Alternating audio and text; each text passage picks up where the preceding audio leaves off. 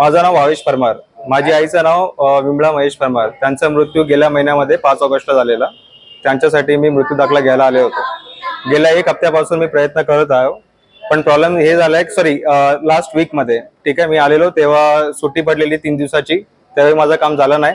आज आलो तर नाईट बंद होता, लाईनीमध्ये उभं होतो, जेवायला गेलो, परत लाईनीत मागून मला उभा राहावा लागला.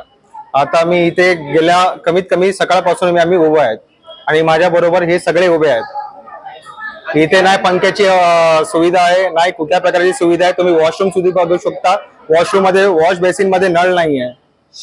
अशा अधिकाऱ्यांकडून काय उत्तर मिळालं तुम्हाला? अधिकाऱ्यांकडून काय उत्तर मिळालं? लाईनीत उभे राहा. अजून काय बोलले नाही? या व्यतिरिक्त काही मला उत्तर भेटला नाहीये.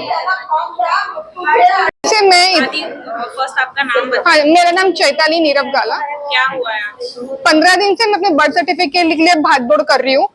एक पेपर इधर से लो, एक पेपर उधर से लो। मैंने एक बार रसीद निकाली, सेम डॉक्यूमेंट्स वापस मुझे दूसरी रसीद निकालनी 5 रुपए की, उसके वापस मैंने 0 से मैंने शुरू किया।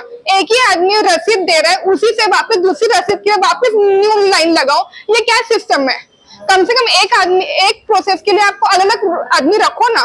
मृत्यु के लिए अलग, जन्म के लिए अलग, रसीद के लिए अलग आदमी। यहाँ पर आदमी नहीं है, कैसे काम होगा? 15 दिन 20 दिन से काम चालू है। कितना इंसान पर्सनल जॉब करेगा कि जॉब की से छुट्टी कितना बार लेगा? प्राइवेट जॉब में छुट्टी नहीं मिलती है। Then what to do?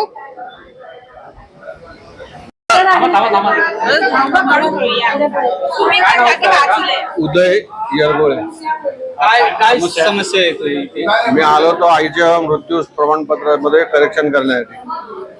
काय आता इथे अधिकाऱ्यांकडून काय उत्तर मिळालंय? आता ते करेक्शन केलं, प्रिंट आउट करण्यासाठी आता उद्या यायला लागेल. काय ज्येष्ठ नागरिकांना तुम्ही सहकार्य करता? काहीच करत नाही, सगळे भांडतातच आहे. कडू बोल वृत्तवाहिनी, सत्याचा कडवट आवाज.